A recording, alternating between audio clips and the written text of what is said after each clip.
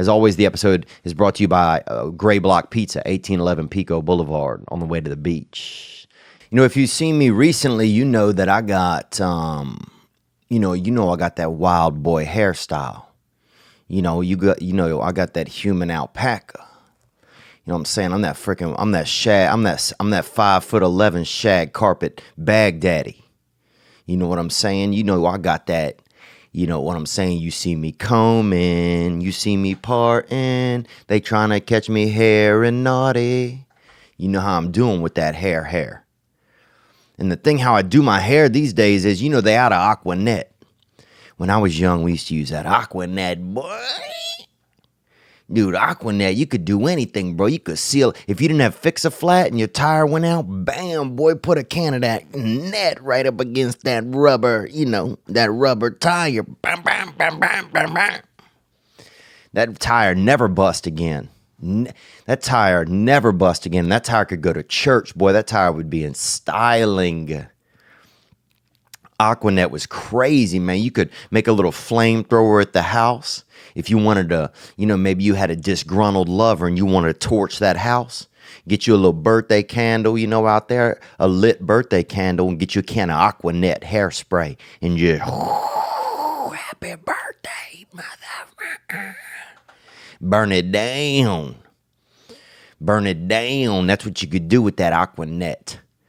And they had that, man. You can't even get a can of Aquanet anymore. Nowadays, if you want to get a can of Aquanet, you need to go behind like a Staples or something and see a couple of little bad boys back there being naughty. Maybe 3 or 4 men back there playing, playing cream horn or something wild like that. Playing snickerdoodle with each other's bodies. Playing, looking for lemon meringues in the back of each other's throats. And those are the kind of people that might have a can of that Aquanet. And Aquanet was, man, I mean, it was the original taxidermy product. Nowadays, they got a lot of taxidermists out there. I got a buddy out there, Mr. Duncan, who's a taxidermist. He's out there derming out on them squirrels and all of that. You know what I'm saying? And fucking, anytime you're using a paintbrush on a raccoon's asshole, you know that that ain't work. I don't consider that work. If we're really talking about taxidermy, you out there, you know what I'm saying? Anytime you putting the finishing touches on a baby walrus dick, I don't consider that ain't art. You know what I'm saying? You out there verting, boy. You out there perverting. Mother Nature ain't hiring you to put the finishing touches on her products. You out there playing with, let's be honest, if you're doing dermy, if you out there in them derm streets, boy, them derm calles, then you are, that's the dark arts. You know what I'm saying? Anytime you out there, you just massaging the nostrils of a fucking senior citizen raccoon to get it just right because you're a taxidermist, come on, that ain't even proper, and you know it. But Aquanet was the original. If you wanted to do taxidermy and you couldn't, or if you were like, say you had you would just hit an animal with that net, hit him with that hairspray, and that thing was stuck like that. You could catch a bass and just spray it down with that Aquanet, put it on the wall, bajam. And now you have that beautiful, you have that piece that people can see and be like, oh, he's got abilities. He's got, fisherman capabilities like that. But now if you don't have an Aquanet, also say if you were at the house and, they had a lady in our neighborhood, Miss Grutch. And Miss Grutch had she actually had a panther that killed her cousin, right? And, but that's because he was trying to throw a surprise party. And, I mean, you don't throw a surprise party around a panther. Everybody knows that shit. Okay, here's the last thing you do around a panther is jump out from behind a piece of furniture and yell surprise. Okay? Because that is exhibit A for you're about to die to a panther. So anyway, they But she had a broken window in her house. You know, she had a one front window and that thing was broke out, you know, because her and her husband had gotten in a fight and he threw a lawnmower through it. And here's the crazy thing. You don't think a lawnmower would go through a front window. Well, it will. But the thing was, though, she had a cat after that. And the cat would, and it was like a big hair cat, one of those, I don't know what they're called. A fluffer or something. One of those big ball, look like your fucking chubby aunt. You ever have a chubby aunt? And maybe she's Italian or something, or, she got that Pomeranian. She got so much hair. But she had a cat like that, and it had big hair. And the window, what she would do, the window wasn't too big, so what she would do, she'd spray that cat down with that hairspray and get its hair as wide as it could. And then the cat couldn't get out the window. Literally, the hair, when he would try to get out, his hair would be too hard, and it would stop him. So that was, so back in the day, if you had to keep an animal in a house, then you would spray it up and get its hair big, and it would be kind of confined. They call that confined.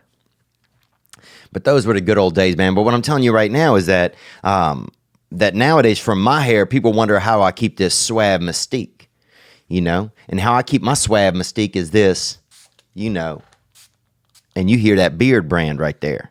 And Beardbrand, that's a premium men's hair product, okay? I'm using that old money sea salt spray.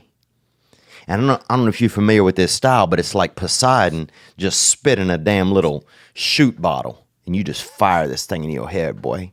Ooh, Poseidon just throwing that naughty, naughty front wash onto me. And he put, and it's tasty too. It tastes like you about to, it tastes like you just tangled tongues with a damn starfish. But Beardbrand is based out of Austin, Texas. It encourages men to be themselves. They have a lot of great products, man. They got that Temple Smoke, this beautiful little balm you can put onto onto your skin, onto your hair. It just kind of adds texture. It's about adding texture and suave and suavation to yourself.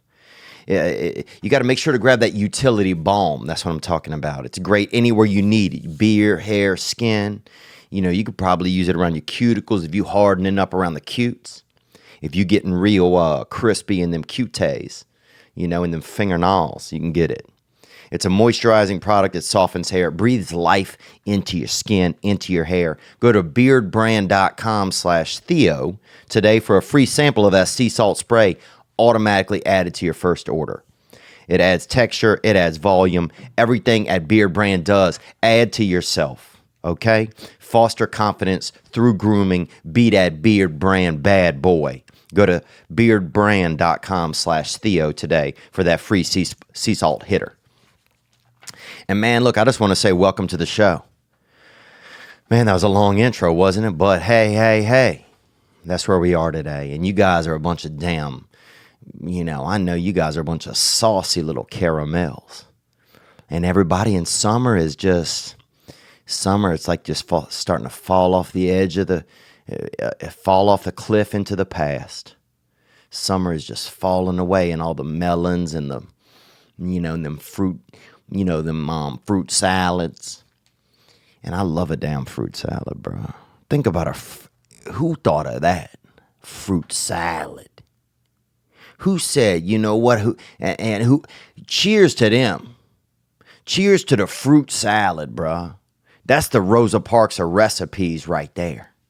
Because when you think somebody having a salad, in a salad, it's basically just like dragging your mouth. It's like somebody just opens your mouth and puts your arms out and you just drags you through a garden.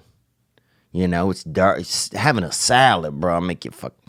Having a salad, honestly, make your neck hurt a little.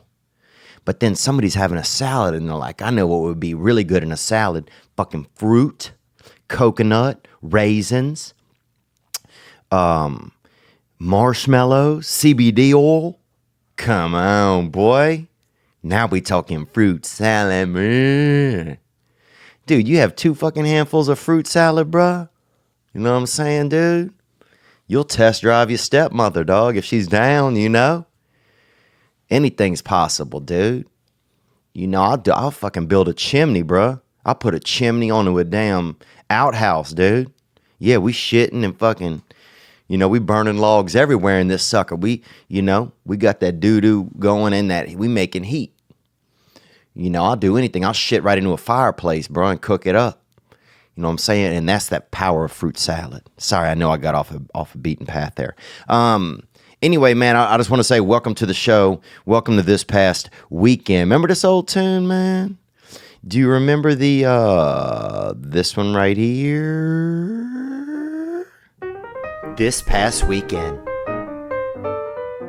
That was that intro, man, that original intro right there. And I want to say welcome, man, you know, and here we go. Welcome to this past weekend.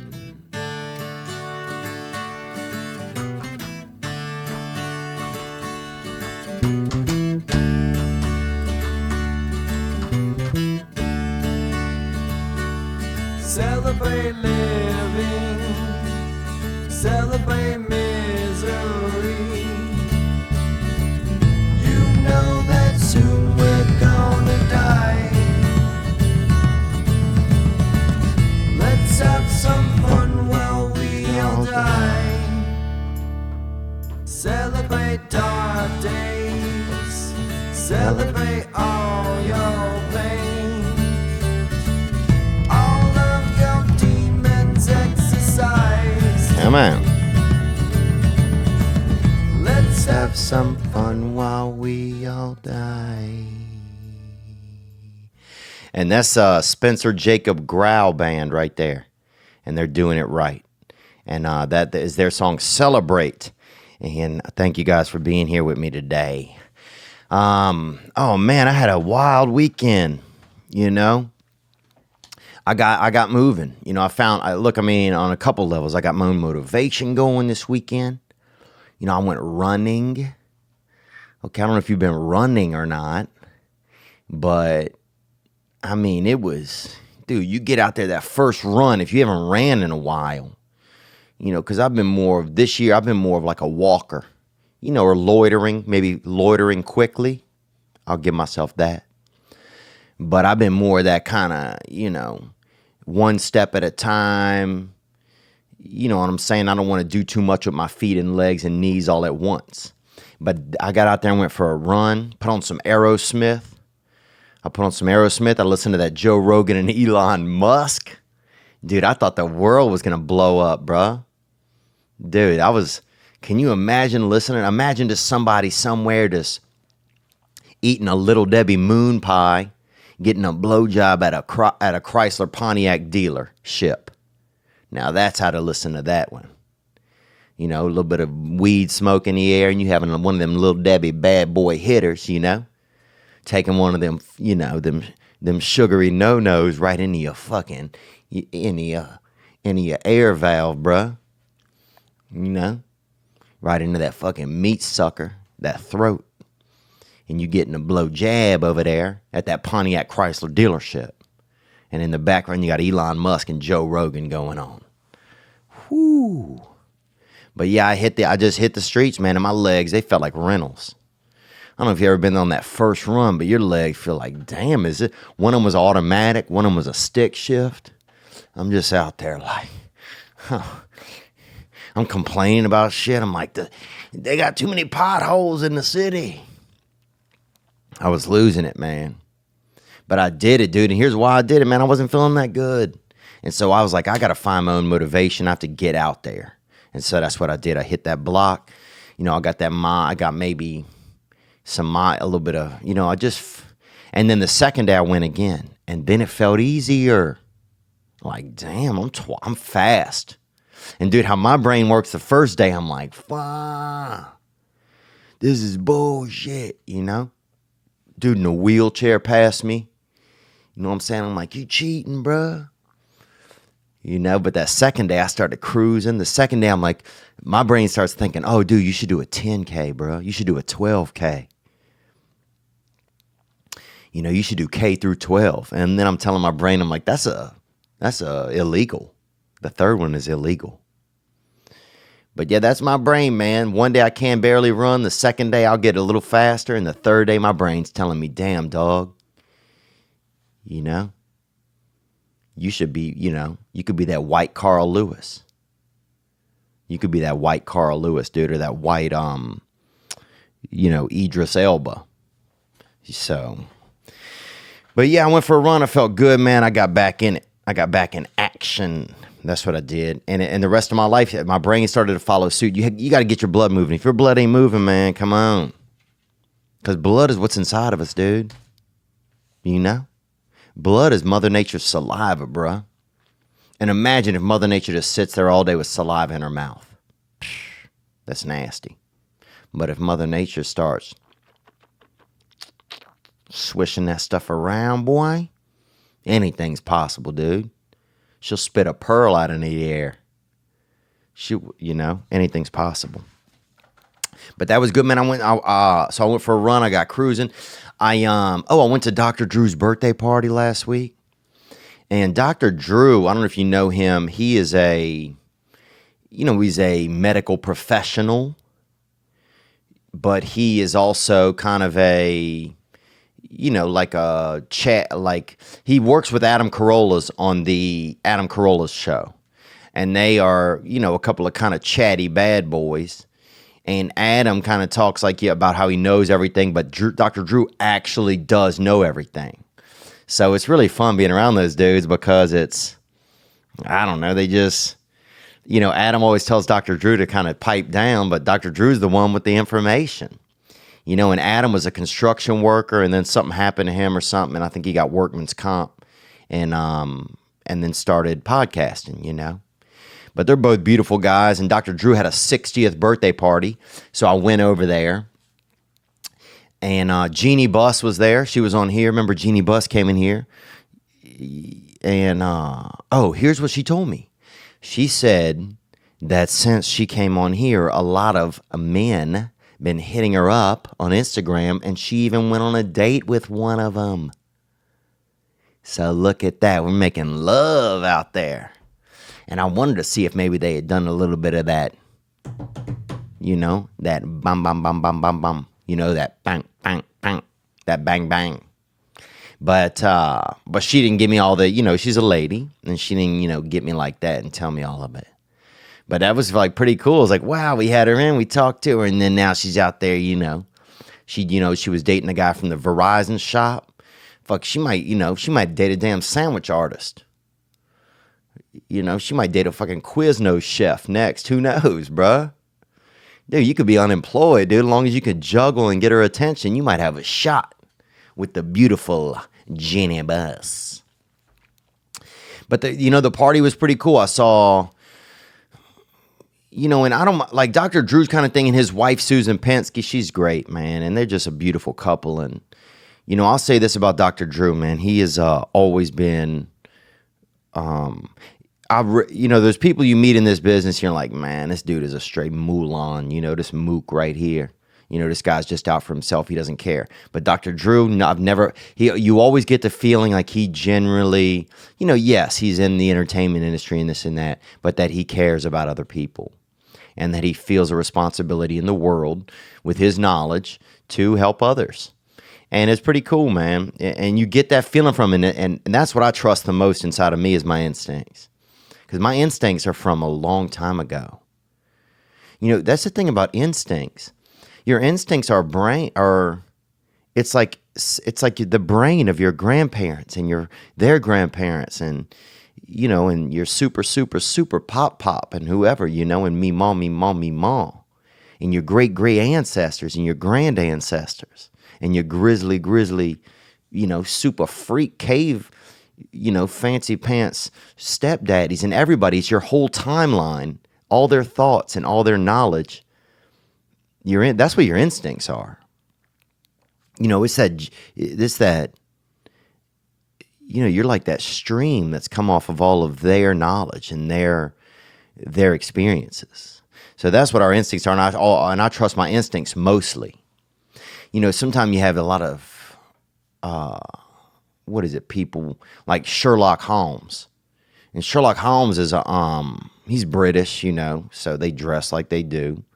But he has one of those ant burners, those things they used to burn ants. And he's always holding it over his eye and stuff like that. But he looks for clues. You know, he's a clue boy. You know, hints. And I call clues, honestly, cheating. Because I do instincts only, bruh. You know what I'm saying? There's somebody dead in the middle of the room, and there's 9 other people in the room standing around the body, and the lights were off, and it just came on, and the dead body's right there on the floor with a knife in its back. I roll right up in that bitch, and I'm like, fucking Daniel did it. And that's it, bruh. And we take Daniel out back, dude. And that's that. Because you got to trust those instincts, man. Your instincts, they're basically, it's a whole history of experience that's trying to help you out. So if your instincts are calibrated pretty well, they can really be helpful, I think.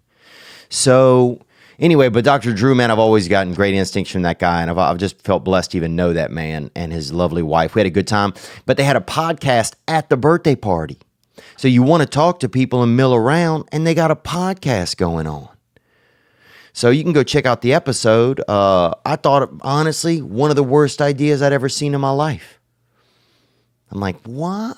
Everybody wants to have fun, but they got a huge, and the podcast is happening live, and it was cool. And look, I was a guest for, they just cycled through guests, and everybody stopped in and said, hey, and it was nice to be a part of it. I felt honored. And I guess it doesn't matter what I think, that I thought it was aggravating. Because it's not my fucking party. I was a guest. It's his party. It's his wife's, it's their event. What does it matter what that's what sometimes about me. That's one of the things sometimes I'll be like, man, this fucking sucks. Who gives a fuck? Bro, you're a guest. To somebody else, it don't suck. This might be their, this might be their their magnum opus. This might be their, kit and caboodle. And to you, it's just yarn. So, but it was a unique experience. Who else was there? That tall guy with the spiky hair who did Talk Soup, Joel McHale. He was there. Tom Arnold was there yelling about Donald Trump. Dude, it was so funny. He tried to make an announcement about Donald Trump at this birthday. Nobody gave a fuck, bro. And I would love to have Tom Arnold on here. I'm going to reach out to him and see if he'll come on. Apparently he's been searching for some lost tape against Donald Trump. That's just, everybody's just been laughing about it, I hear. But who else? Steve-O was there. That was pretty cool to see Steve. He talks and I don't know. And that was, who else? Oh, Bob Saget was there. But it was fun, man. I was honored to be there. And it was kind of fancy to see, dressing up and people are there. And I just felt kind of honored to be a part of it. What else is going on? Bishop Gunn was in town. So I went to see Bishop Gunn, man. We went out there. We had a nice time. Met this beautiful crew from Bakersfield. Some nice people over there. I thought we took a picture. Maybe they never sent it to me, but yeah, they had a couple of my boy Jesus, who listens to the podcast. He brought his lady out, sat with them for a little bit and had a little Long Island's iced tea.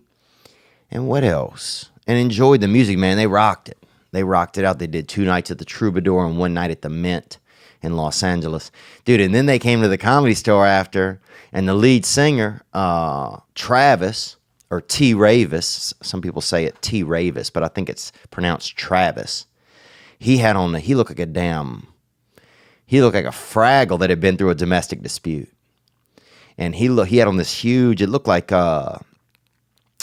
of like the Abominable Snowman had got caught up at a EDM concert, and had done a lot of Molly and maybe fucking, done a little too much acid and just lost his mind at a Sherwin-Williams. He was just this colorful big. I mean, dude, if he would have been 40 more miles outside of the city limits, somebody would have gunned that dude down and thought that they had just, just shot the devil's Doberman. It was like that. So that was, it was just cool to see them, and they came out and we had a good time, man. We had a good time over there. Went and saw them perform, and it felt good, dude, listening to those songs. So that was it, man. That was really my weekend, I was thinking a lot about too. I was thinking a lot about like motivation and stuff this weekend, and where that comes from. I was thinking about like in our time, like in my lifetimes, they've had, we've kind of lost, like you can't really fail anymore. I mean, you can fail, but we've kind of built this society in America that you'll be taken care of. Like if you lose your job, you can sit at the house for a while. Next thing you know, a thing comes in the mail, says, oh, you're unemployed. You can collect unemployment. Oh, okay, cool. Now I'll collect unemployment, right? You could be in a house, you get, evicted. Next thing you know, you can maybe get a mobile home. If you could take your house with you now. You could get a halfway house. You could get half of a house. You could get an apartment. You could get a fourplex. Like you could get a tent. In LA, there's 4 dudes living in just on the street, like literally 30 feet from my apartment. There's 4 tents. In the park behind my apartment complex, there's probably, I bet there's 100 tents in there. People living in there in tents. It's like you could just keep kind of going through the system, Like you can, like I feel like a long time ago it would be like, and I guess the tents, that's like actually being homeless, but it's like we've kind of built this society where it's you have to make your own motivation, because it used to seem like back in the day, like in the Great Depression or Benedict Arnold or something like that, or if there was like a big flood or anything, like you might die. You might die. So there was this thing inside of your head that this fight or flight kind of thing that like got you up every morning, and you had to, like you had to survive. Like the survival instinct was alive inside of us. And because it needed to be there. It was like a pilot light, like on your heater downstairs, on your water heater. That pilot light to survive was in us. But now, in America anyway, it feels like survival is, it's kind of like we've become grandfathered into it. It's almost guaranteed. And I know I'm not saying that there's not like, addiction and things like that can really take people off their course. But outside of addiction and mental illness, you'll always be taken care of kind of in America. So I wonder if that's starting to like kill our survival instinct that's inside of us. I think about that, like, because I start thinking, one thing I always loved was I've always loved in my life was just feeling like the underdog. Just that survivor instinct, that thing like, that dirty little M&M, that Marshall Mathers that lived in the base of your brain. That thing that got you like, I got this. I can take care of me. I will survive. Because you had to, I felt like a little bit more when I was growing up. But now it's gotten a little more like, oh, everybody's going to survive. The government, everyone will be taken care of. There will be a stipend. Everybody will. And I'm not saying that that's wrong, but I'm saying that that's killed that survival instinct and that pilot light inside of us. That like, I feel like that's killed it. Like, so now you got to find your own motivation. You got to find, and that's why I think there's so many things out there that like motivation is such a big thing now, because we got to find our own motivation. We got to find it, because that pilot light that was in our brain, that was our motivation. That thing, it doesn't want to burn bright if it knows that everything's going to be okay. Fight or flight, or just, catch this check off the govy. and fucking, post up at the Days Inn for a month. I'm out here eating, being a freaking bad boy out here at the Hampton Inn. Out here, buying crushed leather off the internet, buying fake crushed leather. It's like there's nothing to take care. It's like we don't need the survival instinct it's become sedated in America because we don't need it. We don't need it as much anymore. And what I'm saying is I got to remind myself, since we're in a time where it's like everybody gets taken care of no matter what, which I'm not saying it's wrong, but I'm saying it kills a little bit of the humanity in us, that drive. Because that drive, it's like that's reactionary. That's that fight or flight. And I feel like now the reason there is so much motivational stuff out there is because we need it as humans. Because there's a net under us all the time now. You don't see that trapeze bad boy, a dude out there in tights. Little Larry gets out there for the first time in tights trying to trapeze. He comes off that first swing going for the second, and he misses that bitch, And next thing you know, he gets remodeled by the earth. And next thing you know, the elbow's connected to the spleen. He's remodeled. Because there used to be no net there. You could fucking, if you didn't take care of yourself, who knows what happened. You got kicked out the house.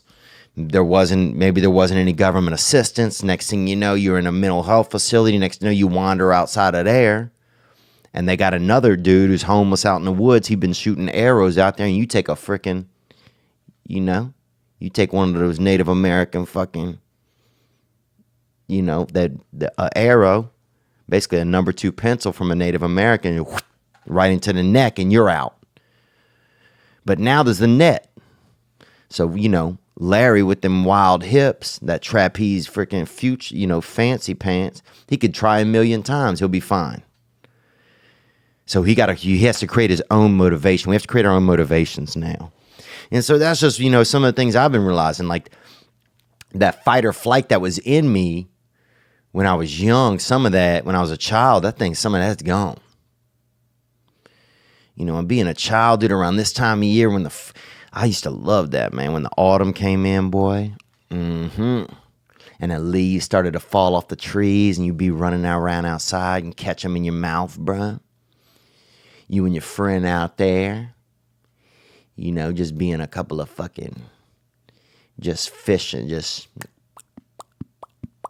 catching leaves in your mouth. And, we used to do this little game. I remember we had a plastic bowl, or somebody had a plastic bowl by us. They had a lady down the street who used to she was a substitute teacher. And she used to hook up with a couple of her students.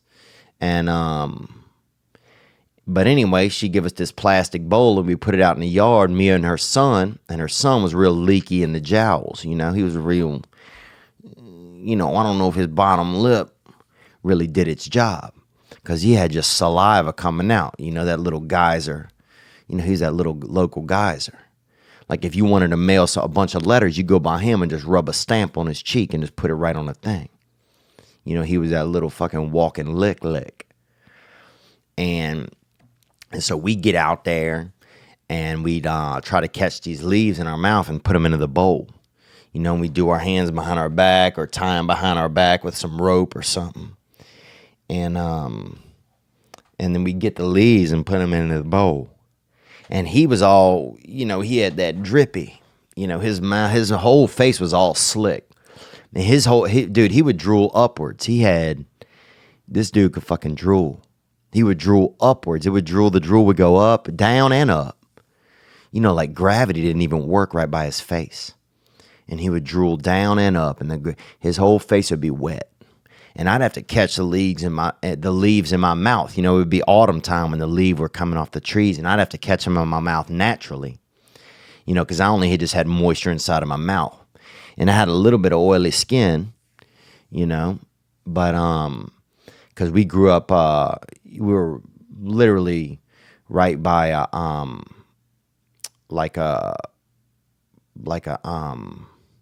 I guess one of those places where they would paint cars, or maybe they were just stealing cars and painting them to get rid of them. But a lot of some of the oil-based paints and stuff they were using over there, that oil would get in the air when they were using those guns, and it would get, it would stay on us for a couple of months if they were really doing a big paint job over there. But anyhow, the boy, my neighbor, he'd have drooled all up, and his whole face would be all shiny, look like he'd been in a fire and they put salve on him. But that was just his natural, gut moisture, that saliva, drool. And he could catch all the leaves, dude. He'd run around and get all the leaves. The leaf would hit him, and it would just stick on his face, just, So he'd have about 40 fucking leaves, dude. And I'd have to catch one at a time in my mouth. So he was always cheating a little bit, because I had to get one at a time. But he'd have like 40 or 50. And then one time he scared this dog, man. They had a Rottweiler that lived by us, who allegedly, and I'm not saying this is true, but killed one of my favorite cafeteria workers once. And this Rottweiler when we would do stuff outdoors, he would get nervous because he didn't have a leash or a chain or anything. He just lived in the neighborhood. I don't even know where he lived at. I bet he had a nice fucking house, dude. This motherfucker looked like he had 2-bedroom, 2-bath, and a couple little kids. Dude, I wouldn't be surprised if this Rottweiler had human children, because he was that, he had shoulders on him. He had a fucking, it looked like he listened to NWA, Nyangas with attitude, and did all of that wildness. But he one time came when this boy got all the moisture on his face all over and hit so many leaves, it scared that dog, and that dog fucking came and bit him right in the back. So, but the goal was to get as many leaves as you could into the bowl. That was the actual game. I'll tell you about this, man. If you're thinking about a game, a good game is this one right here, Unruly Bastards, because that's what we were for sure. When you got a drool, one little drool baby, that little drippy infant, he's running around. You're an unruly bastard. But Unruly Bastards is a hilarious party game. It's a game for parties. If you'd like to be at a party and you don't have anything to do, you guys are standing around just looking at each other, thinking about maybe being with each other's wives or something, but afraid to ask. Well, now you can play a game called Unruly Bastards. And you pick a card, it has a theme on it. This one says Sexual Olympic Events. So a sexual Olympic event for me would be,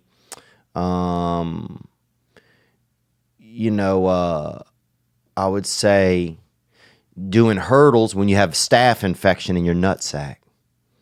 Ooh. I think that would hurt a little bit. But there's all these cards. It's super fun. It's simple to play. It's full of crazy situations and characters. It's live on Kickstarter right now. This is your chance to get it and be the first to own it. It's only $20, man. It's a nice party game. You want to find out how insane your friends really are? You know what I'm saying? They got all kind of stuff on there. Geriatric caramel makers. Name 7 of them, I made that one up, but there's all type of good options in there. This one says, tipsy mom hitting on her daughter's boyfriend. So you know what that is. That mom brings you upstairs to her room, and the mom is wild, When you hooking up and they got a painting of her children on the wall, that's when you know the Lord is not, you don't know the Lord as well as you might want to. But that's a game you can check out, Unruly Bastards. Go to unrulybastards.com and support their Kickstarter. They're creating a game. So really you're supporting them and you get the game, gang. Let's get to a few calls, man. That was pretty much my weekend. I'm feeling more motivated. I'm realizing I got to find my motivation because, sometimes I think like you think it's going to be inside of you. And it's not inside of us as much anymore. And that's why I find myself looking to people that are senior to me for motivation. Because the motivation isn't, that fight or flight is not built in us anymore. We're being nurtured in an environment here, I feel like, and I could be wrong. I could be so wrong, dude. I'm wrong about a lot of stuff. Not this hair, but I'm wrong about a lot of things. But I feel like we're being nurtured in a society where we can't fail, where you're always going to get bailed out. Oh, you burnt your leg off? Here's another leg. Oh, you can't taste nothing anymore? You know, you did too much drugs or you was drinking bleach at the laundromat. Well, guess what? We got you this taste and eye dog. You know, we got you a taste dog, and if when you taste something, he'll bark. You know, if it tastes sweet, he'll bark 3 times. You know, if you taste something and it's salty, he'll bark once. So now you got a taste. You got one of them. You got one of them taste bud Bichons, and so if 7 times for caramel, he'll bark 7 times. I think that was only 6. But you know what I'm saying? You got a taste bud, but you have a little animal. That's the world we live in. Oh, you can't breathe? We got a fucking dude who will stand here next to you and breathe for you and tell you what it's like. Like, you can't fail anymore in America. You can fail, but you can't feel like you fail. So whatever it is, and I don't. And look, if you guys have thoughts on this, hit the hotline 985-664-9503. But it's that pilot light that's inside of us, that sink or swim. If we always know that every time we sink, the bottom is going to come up and meet our feet, then man, at a certain point, the desire for us, the fear of sinking all the way, it's going to leave my children won't know it, because how would I ever instill it to them if it doesn't exist? So we have to create our own motivations. That's what I'm saying. The motivation is not going to come within right now from us as much as it's going to start with outside of us. You know, the fight or flight instinct now has to start outside of us. And so that's why we go to people. That's why I listen to people like Coco Diaz and Joe Roggins, you know? And who else? Davy Crockett, that bad boy. Dude, you try to fucking fight somebody in a coonskin cap and win. Yeah, man. Dude, first of all, they had one dude used to sell raccoon penis necklaces. And they would beat his ass all the time, bruh. Can you imagine some dude shows up in a fucking octopus swim cap saying he gonna defend the land? Somebody gonna whoop his ass. So Davy Crockett doesn't get enough credit because Davy Crockett was an American superhuman. The man, think about fucking defending something while you wearing a fucking ostrich one piece, bruh. Somebody's gonna kick your ass. Dude, think about somebody comes in, you're working at a 7-Eleven, right? You're working at a 7-Eleven and somebody comes in and holds a gun and you got a fucking eel, you got an eel skin eye patch on. They're going to fucking shoot you, man. But Davy Crockett wore the shadiest shit you could wear. A raccoon skin cap. Imagine taking a cap off of an animal that plays in the garbage and defending your nation with it. Or defending your land or whatever he defended. I think he defended like a, I don't know what it was. He might have done a drive-by shooting. I don't know what Davy Crockett did, okay? Because the government has taken away some of the books. But I do know that to successfully defend something while you're wearing something that everybody wants to kill you for wearing because it looks ridiculous, hard to do. You know? Imagine I got on a Chelsea Handler, I got a jumpsuit made out of Chelsea Handler scales. And I'm going to defend Dude, the second I walk out into the mainstream with that, pop. Somebody going to, put me in that hard scarf, baby, and choke me out. So the fact that Davy Crockett did that, highly unrecognized as a hero. Highly unrecognized. What am I going to tell you? Oh, I'll be in Nashville this weekend. If you're in Nashville, come out and show some love. I think it's already sold out, but I do think it is. I'll be at Zany's. Other cities that I'm coming to, I'm just going to name the cities. I do this fast. Toronto, Charlotte, Appleton, Wisconsin, Phoenix, Arizona, Buffalo, Salt Lake City, and Washington, D.C. All those places are available right now. TheoVon.com/tour, TOUR. And look, if you have thoughts or anything I'm talking about, hit the hotline, 985-664-9503. Also, if you're struggling with something and you need thoughts or suggestions, or you think that people can help, maybe you don't have a circle of friends right now that you think somebody, and you feel like somebody maybe could, just share some insight. There's things that I get scared about sometimes, and I talk about them on here, and I'm okay with that. And so if you feel like you have something like that, then you can call too. And we can be that voice for each other, and we can propose that out to some of the people out there and see what they think, to see if we can, do a little bit of crowdsource for helping out. Crowdsource, because we all need a little bit of help sometimes. Let's take some calls, man. We got a call right here. Let's see what happened. Theo, what up, dude? This is Alex. What's up, Alex? Short for Alexander or Alexa, which is, Alexa is newer, so that was, you were named before that because you sound older than that. Alex, go more. Alex, like axe. Like axe, a little bit like axe, but with 2 other letters in it. Onward. Last name, Hunt. Me and my boys came to your show in Raleigh about a month ago. I've been caught up in that work life, dude. I ain't had time to call you.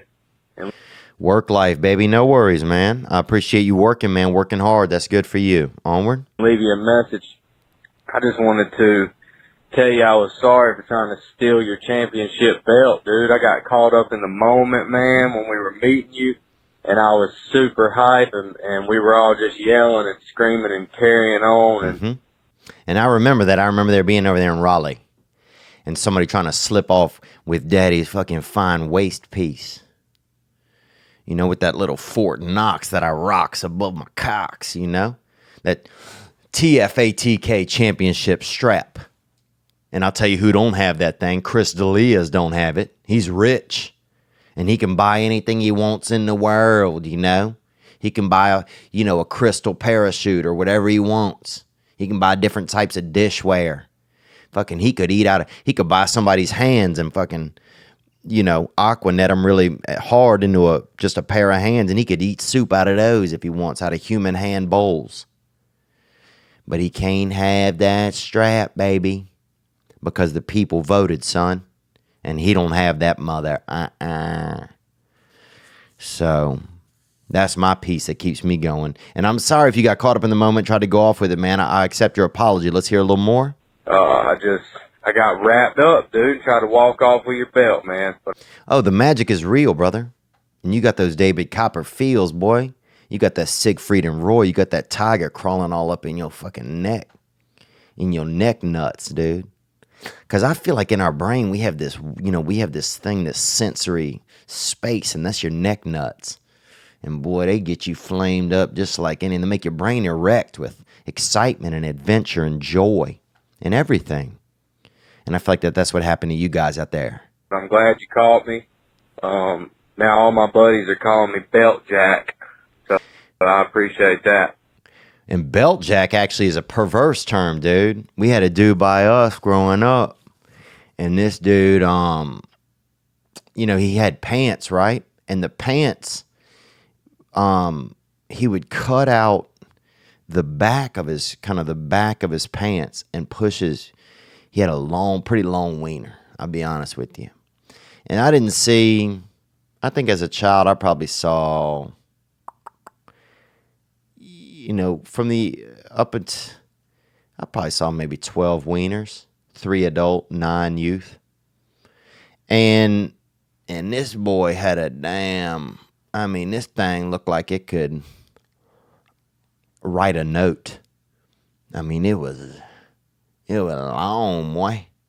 You know what I'm saying? This thing looked like if you didn't keep tabs on it, it was going to fucking, go read a book or something if you didn't keep it busy.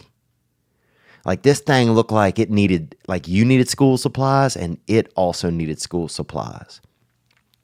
But what this dude would do, man, he had this weird fetish where he I don't know if it was, I guess as a fetish, you can have a fetish as a child, you just don't realize it, but he would kind of put a little hole out in the back of his pants and push his wiener out through the back of his pants. So if you looked at him from behind, it looked like he had a little bit of a tail, you know? And it looked like he had a kind of a soft kind of pink tail. And that was actually front wiener. And he just kind of pulled it out through the back of his pants. And people would call him, I don't know if they called him Belt Jack, but his name was Jackson. And people would call him Jack. But you made me think of that when you said Belt Jack. But thanks for calling, man. I appreciate that. I appreciate you calling about that. I want to do a follow-up. We had a young man that called in last week, Jesus, and he called in about quitting his job. And here is a moment of that call. I'm on my way into work. A job I fucking hate. It's a good job, good paying job, pays bills, provides for the family. But I hate it. Kind of feel myself breaking. And Jesus hated his job and his 2-hour commute to work. And, you know, I was trying to think about suggestions for this, and all I had was just don't quit your job yet until you have another plan. You know, you want to have another plan. But I wanted to get some of our listeners' thoughts, and a lot of listeners hit the hotline with suggestions for Jesus. You know, and we try to offer suggestions instead of, you know, direct advice because suggestions, people are more likely to take them. But here we go, man, right here. This is a call that came in for Jesus, and I'm just playing the middleman here. Jesus, here you go. Hey, Theo. My name's Johnny from Toronto, Canada. Ooh, Toronto, Canada, dude. And I'm coming up there this month if I can get into Canada, dude. Canada, boy. What is it, dude? The North Pole, bro? What y'all doing up there? Huh? Y'all up there hiding snow up in each other's, you know, packing each other's boots with dirty snow or something. Up there brushing your hair with fucking, you know, up there with those mittens on, dude. You got to be wild to put your hand into a mitten. Don't you? I'll put a glove on. I've been putting glove on since I was a child. I'll put a glove. I'll find a dirty glove and put it in there and just let my brain get infected with, you know, the imaginations that live in that little street handpiece that I just found, that little fucking pavement hitchhiker. But a mitten? Mittens are for the rich, bruh. Mittens are for the rich. You're going to put your hand inside of something, it's all warm in there. Dude, that's like a mitten is like a damn studio apartment for your hand. You don't get in a fucking mitten and feel uncomfortable. I can't even, did I put my hand in a mitten? My hand wouldn't come out for a month. It was having such a good time in there. A mitten? And what does it even stand? What is mitten? Mitten Romney? What is it? You know, a mitten is something. A mitten like, I know what I'll do. I'll send my hand to Barbados and do a mitten. You probably put your hand in a mitten, you pull it out, it comes out with a tan. You know, it comes out with, you know, it killed its, you know, it left its wife and met someone else in the sand. It come out with its hair all cornrowed up and, you know, is dating a brother, you know, an island brother. Hey, man, you want this dick. A mittens are for the elite.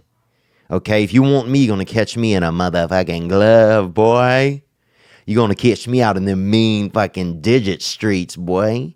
Them fingaritos, you know? Where the violencia still pops off, bro. Pow, pow, pow. Down to 3 fingers, bro. I'm that glove wearer. But anyhow, I didn't mean to interrupt you. Let's go onward. I just wanted to call in because I was listening to your previous podcast where someone called in about them hating their job, having a super long drive-in. I had a pretty similar situation probably about 4 years ago. Basically had about a 2-hour drive-in each way, kind of a shit job, you know, a garbage fucking job, just shit boss and fucking shit worker. Dang, dude. That's a lot of shits in one thing, dude. So, onward. So, I kind of decided to think about things that I enjoyed in my life, different hobbies, that kind of stuff.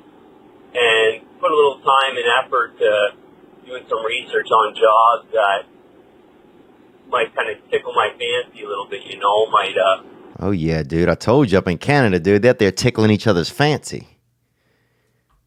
That is a luxury, bruh. Y'all up there living high on the hog. Tickling each other's fancy? Dude, we don't even have fancy, bruh.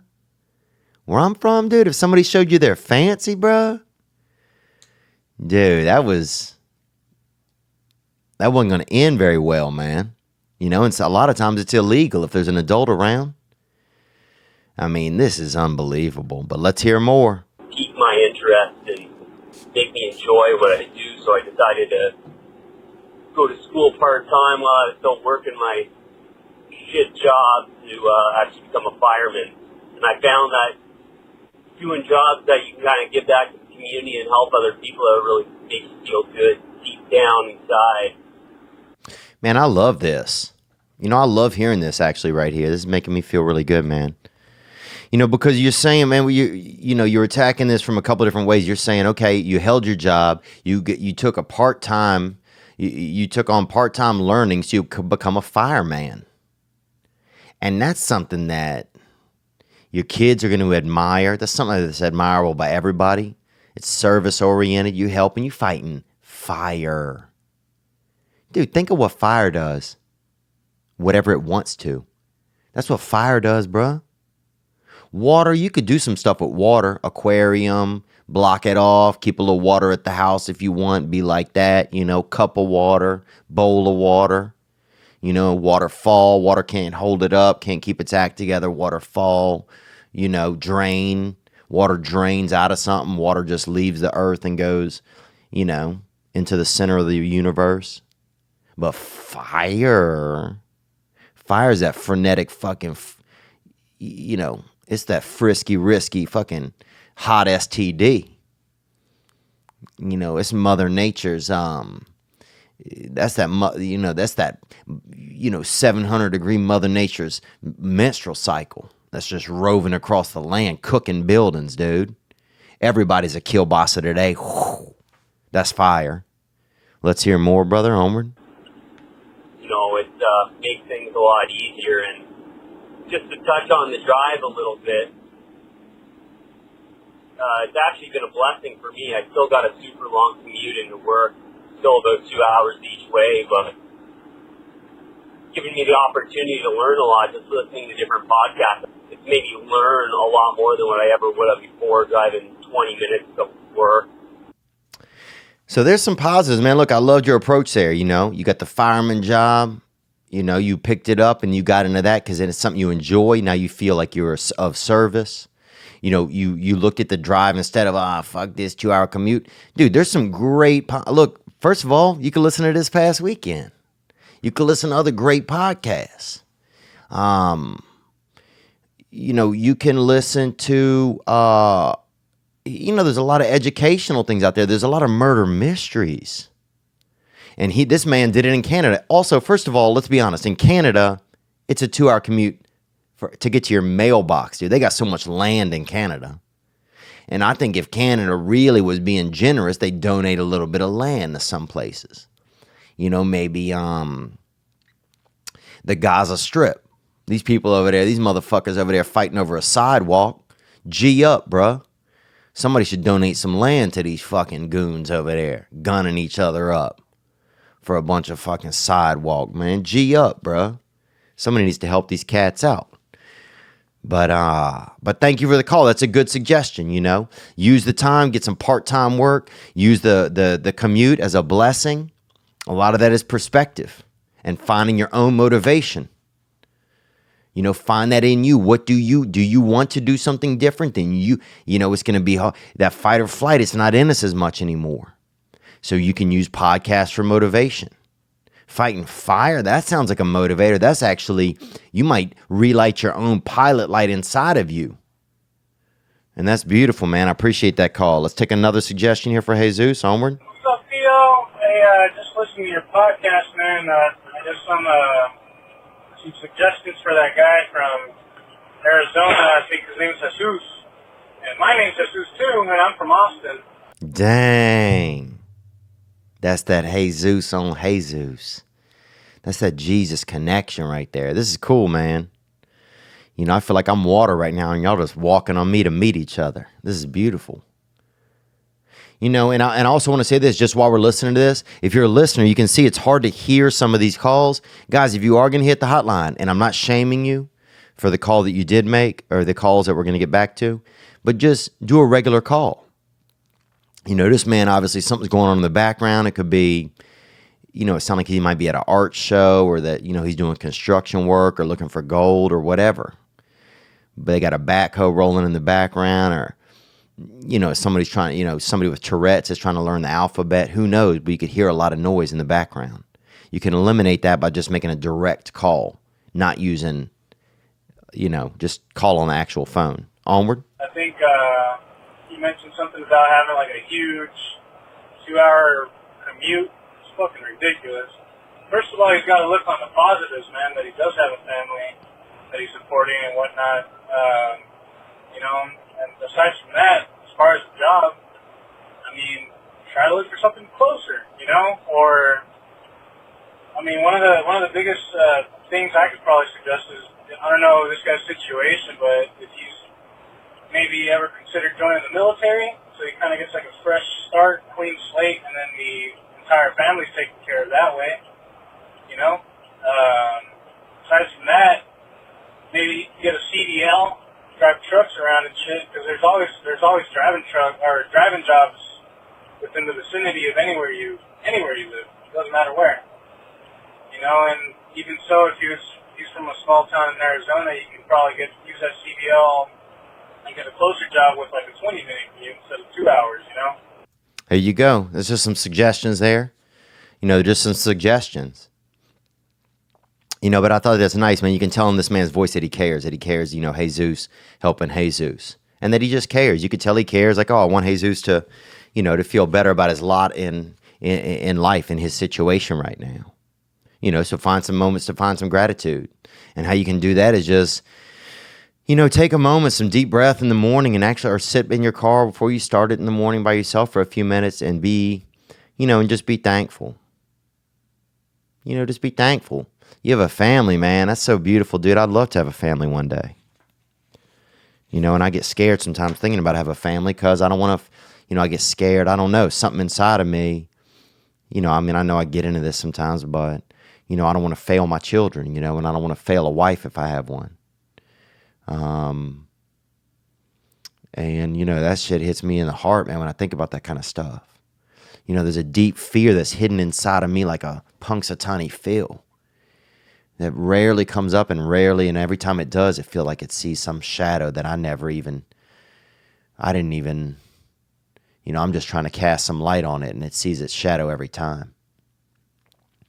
But so you got some, you know, you have a beautiful thing there. You got a family, man. I think about that. I think about, you know, coming home and having like a little daughter that runs up to me and loves me, you know. You know, that makes me feel good, you know.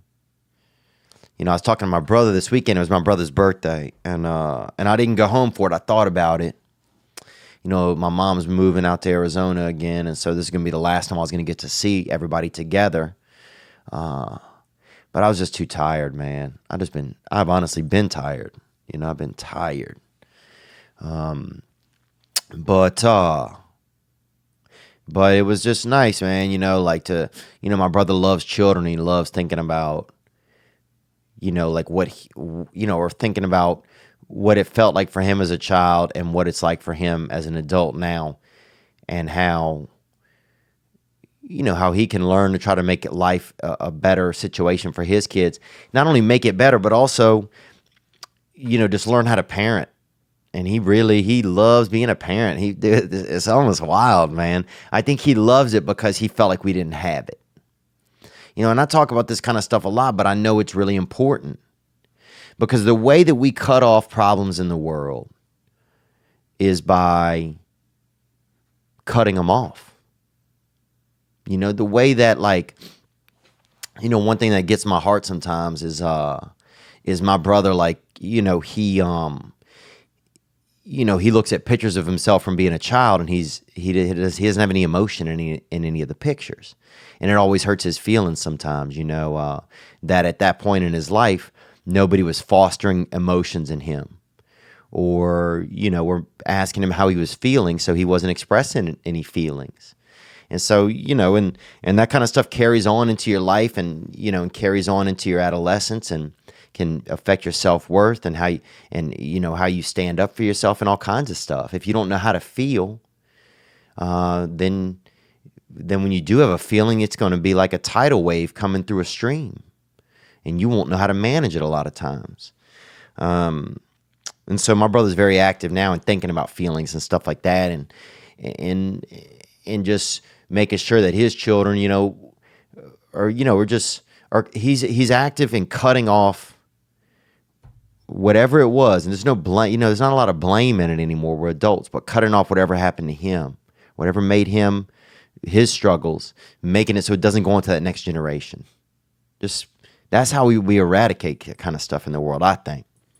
But anyway, I appreciate that suggestion. Let's get one more for Jesus. Here we go, Jesus. Another caller came in. Hey, Theo. It's your boy Cooter over here in Idaho again. What's up, Cooter in Idaho, dude? Ooh. And that reminds me, actually, I made love to a girl one time over there in Boise. And I think she was Korean, maybe, or who knows, man. Might have just dyed her hair and, been kind of, and been hanging out in haunted houses or something. Who knows?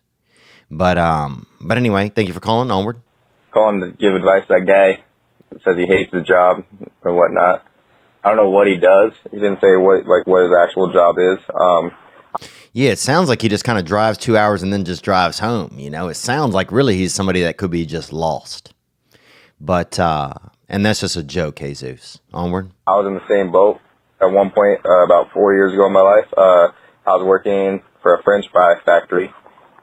That French fry factory, boy, what? Dude, this is the best thing about this podcast. The people that I get to meet, man, verbally meet, audibly, that audible acquaintance, man. This dude worked at a French fry factory. Dude, I'd fill my mouth so fast, boy.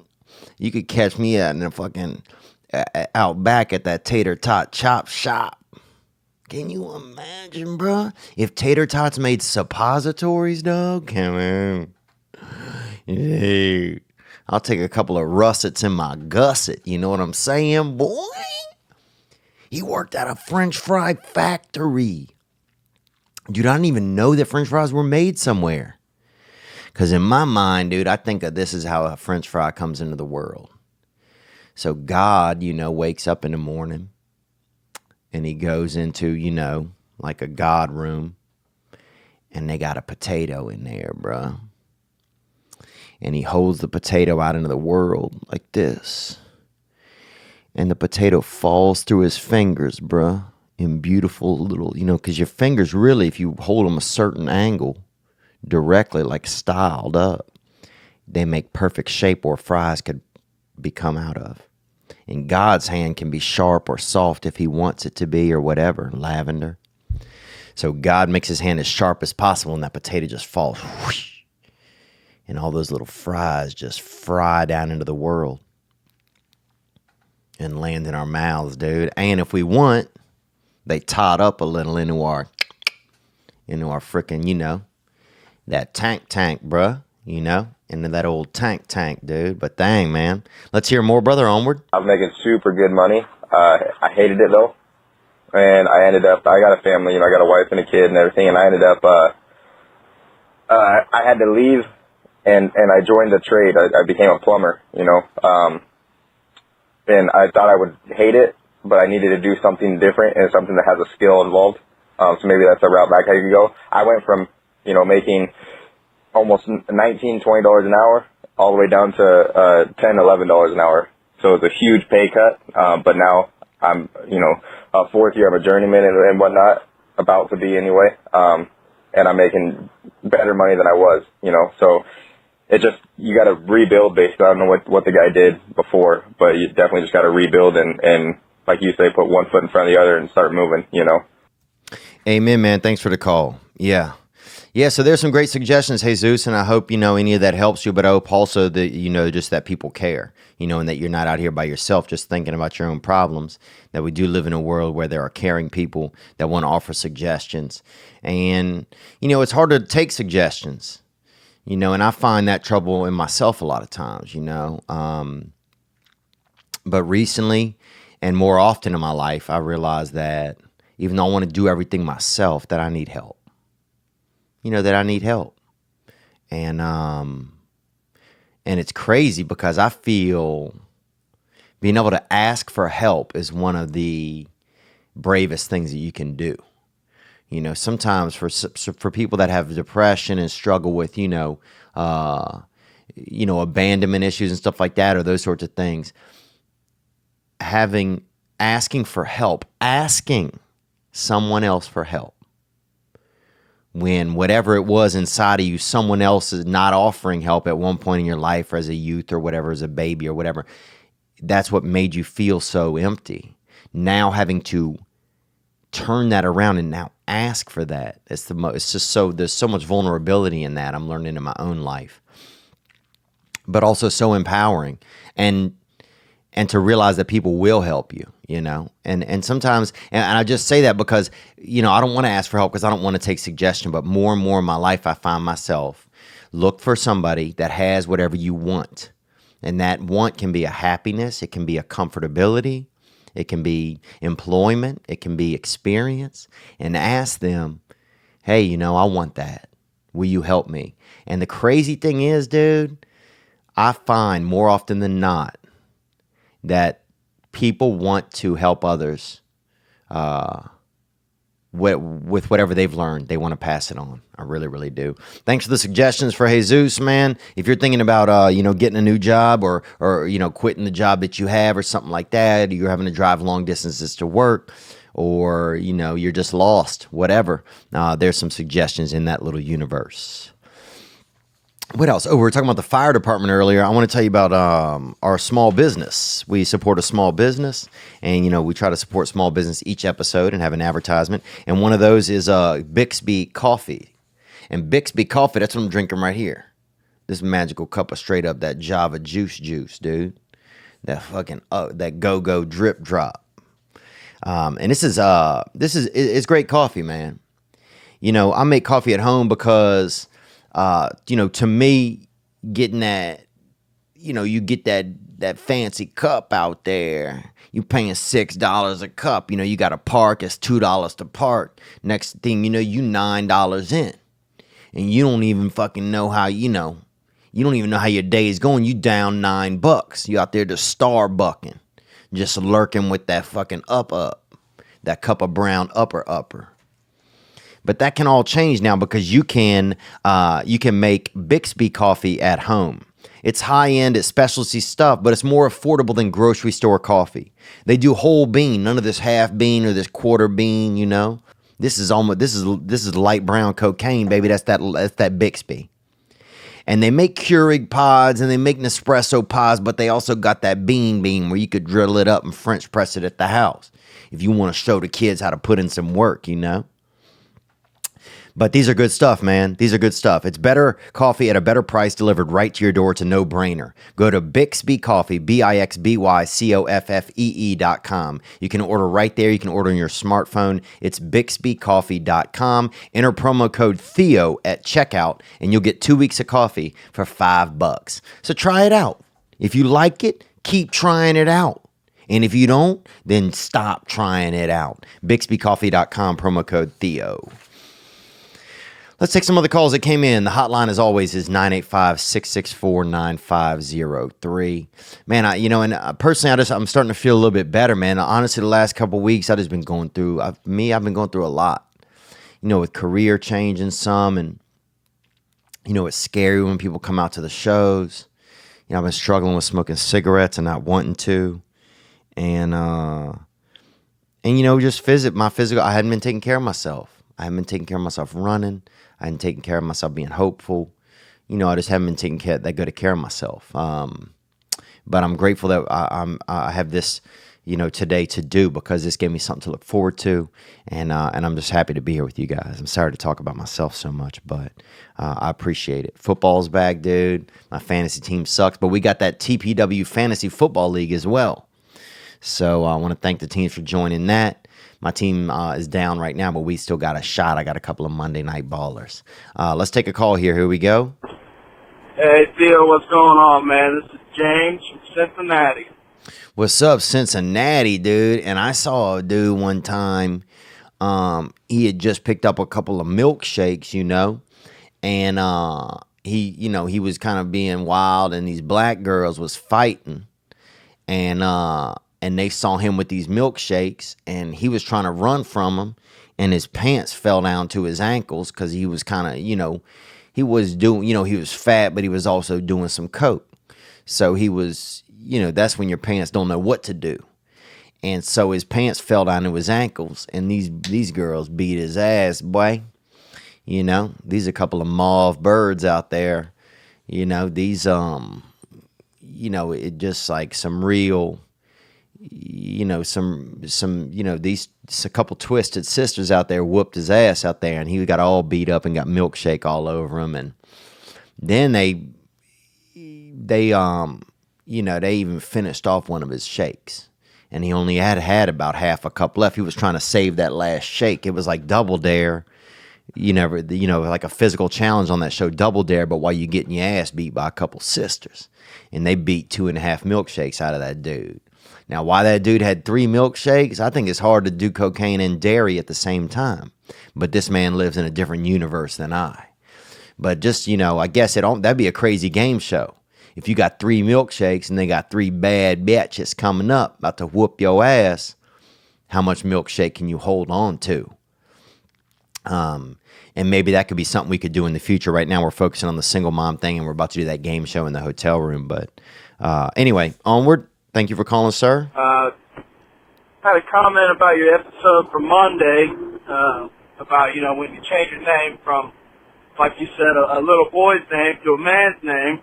Oh, yeah, we had a guy last week that called up. He's about to start a chicken wing establishment. And, he wanted to think, if his name, I think, was Tommy, and he wants to change it, should he go to Tom now that he's getting into the, that bird arm business? Let's hear it. More? And just speaking from my experience, I've got a brother who, all the family, we all call him Timmy, but, his peers and his colleagues at work, they call him Tim. I feel like you just kind of got to feel it out, man. All your professional, like I said, your peers and colleagues, maybe go with your man name. And, your family's always going to call you by your little boy name. Like I said, all of our family still calls my brother Timmy. And, I got a cousin, same thing. All the family calls him Scotty. And, all of his professional peers and colleagues call him Scott. So there you go. That's some option. Maybe you keep, Tim at work. You a Tim at work, but you a Timmy at home. And I appreciate that call. Thank you very much. I think, though, they had this dude net by us named Baby Samuel. And this man was fucking 44, 44, 45.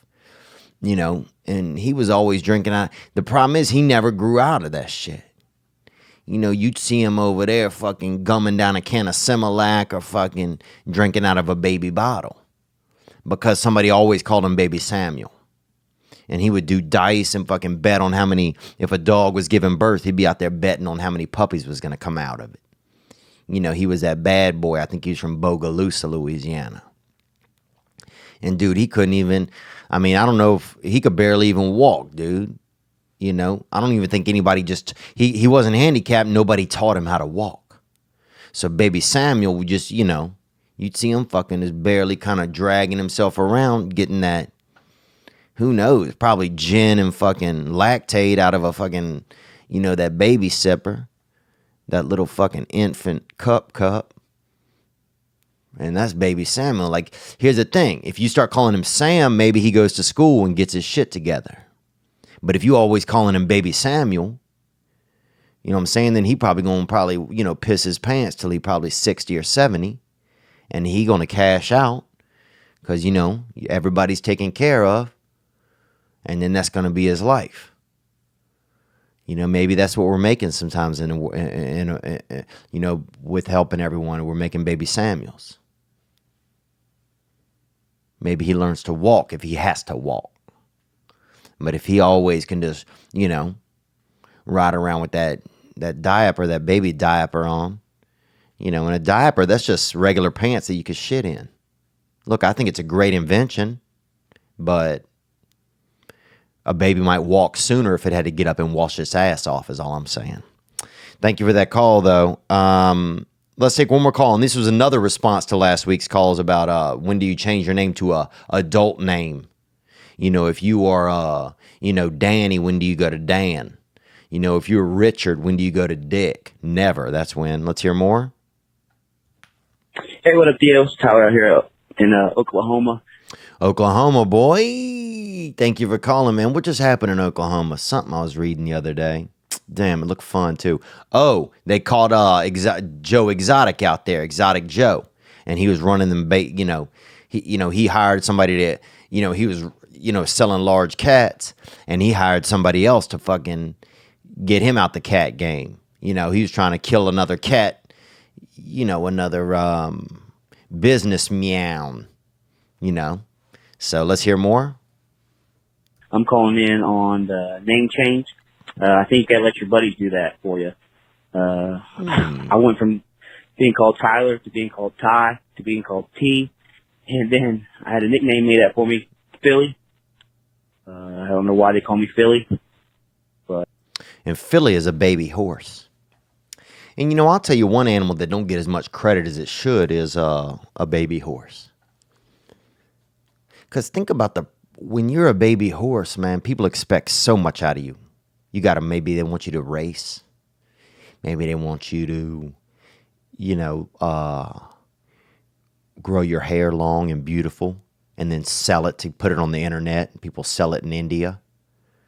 When you're a horse, there's just so much, and a baby horse at that. Because a lot of times, sorry, email's open. A lot of times when you see stuff happening, it's for adult horses. They get all the love, but baby horses are out there as well, and you can sometimes, if you put your ear up to the fucking universe at night, you can hear them asking for help. But that's another suggestion right there. Let your friends decide. Let's hear a little more. But they do. I think they say I look Filipino, but I'm not. And then now that even got shortened to Phil. Okay, so Philly, then the Filipino, and then now you're Phil. Wow, and you started off at Randall? Damn, dude, you fucking... Look, man, we ain't trying to send this dude into schizophrenia. We trying to keep him tightened up. So it sounded like you took one name and went on to 9 names, bro. Why don't you tone it down and give somebody else a name? You out there got 9 names. You probably running around with fake IDs and all of this shit, dude. Come on, bro. Get one name, dude. We can't give this guy some crazy advice. Next thing you know, he's out there, just calling himself just Rag Baby or something. Next thing you know, he gives himself a name that doesn't fit him, and he's selling crack. Let's hear another call that came in. Thank you so much. Hey, Theo. This is Ra from Maui. Just want to tell you, that don't worry about so many people listening or don't let that change the way you do this, I love hearing you working out your feelings in present time. It's super raw and organic, and it's cool because I can totally feel myself and my feelings coming out at the same time, if that makes sense. So it's really cathartic to listen to you. And so yeah, I'm just saying, just be you and do you, and don't worry about how it's sounding or anything. Thanks, Roz. I appreciate that. That's nice of you to say that. Yeah, I think I've been going through some of that kind of stuff, It's like when things get, when they get busier, not to let them feel busier. You know, and I think all my life I've felt like, you know, I've had that chip on my shoulder, kind of that underdog kind of thing, that, you know, that nutsack in my neck, that Marshall Mathers kind of.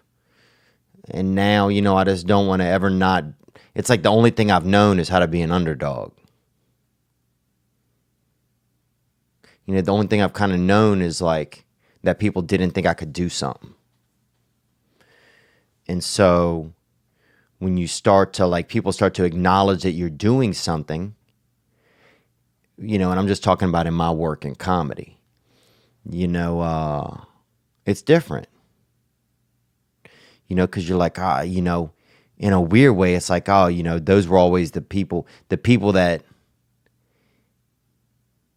you know, look like they knew what they were doing, or the people who like, the people that, like, I always, I don't know, it's not, I always wanted it to look, I just have all, that's the skin I wear the best. That's the skin I know myself in, is the skin of, watch, I can do this, you know?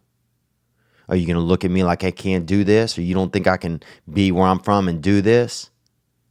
You don't think I can get out here in Hollywood and show these motherfuckers what's up? You know? Oh, you don't think, you know, where I'm from, you know, we didn't have this or we didn't have that? Or you're going to make fun of this when I was a kid? Or you're going to make fun of me for this? You're going to make fun of me for this? I'll fucking show you. You know, and it's tough to get rid of some of that. And I don't want to get rid of it, but it's tough to, because you can't go into like meetings, you know, like, you know, it's like, it's weird because if an art, at a certain point, an art or a drive, if it starts to become, you know, you prove yourself, if you start to show the proof and people see the proof, then it becomes, you know, more, you're not hidden anymore. You're not like, I'm trying to think and feel that. I'm trying to talk and feel at the same time. One of the main things that I had was that I knew that I was capable. And I felt like other people didn't know. Or I believed that I was. And now when you show up and people know that you are, it kind of makes me a little upset, because that knowledge that I could do this job, you know, that knowledge my whole life that I knew that I was able to do something or achieve a goal for me, that other people might drive through my neighborhood or look at me, you know, or look at my clothes, or look at like, you know, or see me walking home from school, or, you know, see my family, or see, you know, like see where I lived or something like that, and say, oh, you know, that boy, he'll never do that. You know, he'll never, man, it's going to be, you know, rough for him, or that, you know, whatever. Or he, you know, man, I feel sorry for that kid, or whatever, you know, whatever. Even if those things weren't real and I just thought them in my head, you know, like the fact that I knew I could do something is what made me feel. It was the only thing that I knew that they didn't know. It was one thing that I had that they didn't, that nobody else had. Like other people, I might see other people that had, you know, their families had more money and stuff like that, or they had, you know, both their parents, or, you know, their mom didn't have to, like, you know, do like a man's job, or do delivery work, or, you know, or, you know, them and their siblings got along and loved each other. Well, I don't know, whatever. You know, they didn't wet the bed every night, or whatever it was, you know. But the fact that I knew I could do something, that my drive was all, like, yeah, that I just, once other people know It's like the only thing I had was that I knew that I could, that I was going to be, that I would do something. And so now it's wilder because it's like you show up at the comedy clubs and people are there and it's great. You know, it's great. I love it. Look, I'm grateful, but it's taking, you know, it's like, how do I stay in my space, but also not stay in it in an angry place? Because it's different when now other people know, oh, this guy's going to put on a show. I've heard about him, you know? And I'm not trying to say that in a braggy way. I'm just saying, when I look at some of the facts, like, you know, places are selling out, you know, and people are coming out to support. And I'm grateful, but it's definitely been a learning experience and an emotional learning experience. You know, letting go of the fact that, not letting go, but just, I know, you know, it's hard to just let go of the only thing that I had sometimes. And I guess I don't have to let go of it, but it's just, it's just interesting to kind of feel that out. What is that? You know, what's going on now? How do I feel now? What's going on? How do I still be who I am? How do I not self-sabotage stuff just to keep myself in that place of other people doubting me? You know? But I appreciate that call, and that was very sweet of you. And Hawaii is a beautiful place, and thank you for calling. Let's take a call right here. Here we go. Hey, what up, Theo? This is Pablo, all the way from Kailua, Hawaii, man. The dude asked you about things you like to do in it when you were a kid. Oh, Pablo, thanks for calling, man. From Hawaii, it's another Hawaii call. I had no idea. Onward. Well, it made me remember my childhood. I grew up on the south side of the hemisphere. Damn, dog, a fucking space baby, huh? Dang, you sound like maybe Elon Musk's little stepchild. South side of the hemisphere of what? In Recife, in Brazil. And when we were growing up, what we used to do a whole lot, we used to be into like shit like fighting fish. Fighting fish? How, bruh? Onward?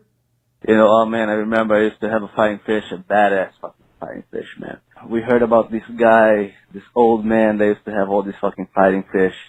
Like a fighting fish? Like what? Like James J. Barracuda, dude? Like what? Onward?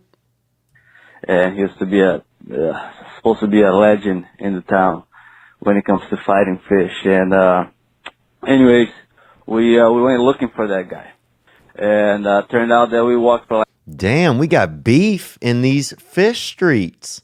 Like about an hour and a half, and I had no idea where I was. Anyways, I was about 7 years old. But we found the guy. And man, just picture the guy, fucking super, like, dark skin, big ass nose, and big ass pores all over his face. Fucking, I remember to this day, man, rings on each finger. His house had no door, no electricity, but he had all these fighting fish on shelves all over the house. Jesus, man. So this guy just had a house full of fighting fish, bro, and you guys went over there? What is going on? And anyways, I brought my fish over there to fight the guy. Fuck, bro. Dang, dude. This thing is like, damn, bro. It's like Finding Nemo meets Rocky, man. This shit is getting intense. Let's hear more. And I remember my friend bet some amount of money with a guy that my fish would be his fish. And anyway, we won. And the guy fucking made us run with a fucking big ass machete the size of his arm. So yeah, we went running, fucking lost whatever amount of money my friend bet on my fish and fucking left my fish over there too. Damn, bruh. Dude, yeah, that's, whoo. You caught up in them flyweight fish streets, man. Dang, dude. That's intense, bruh. That's that, you know, you out there in them, in them UFC unagi streets, in them maki. You out there, you got a tuna and a carp going toe to toe, bruh. You out there fighting fish, dude, in Hawaii? You said you brought your fish over to his house? I just picture like some kid just carrying his fucking fish in a bowl over there. Yeah, I'm here. I heard your seahorse has been talking shit. Wow, that's crazy, man. I didn't know it's real out there in Hawaii, bruh. You guys out there fucking just going toe to toe. That's that mackerel. That, you out there smacking those, smacking mackerel against each other. Dang, man. But look, just stay straight. Stay safe out there. Carpe carp, bruh.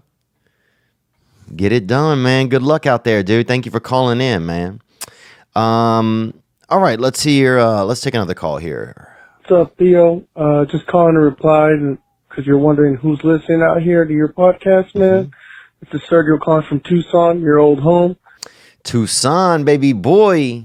Out there, bruh. Used to watch Mexican kids fist fight each other in abandoned car washes out there.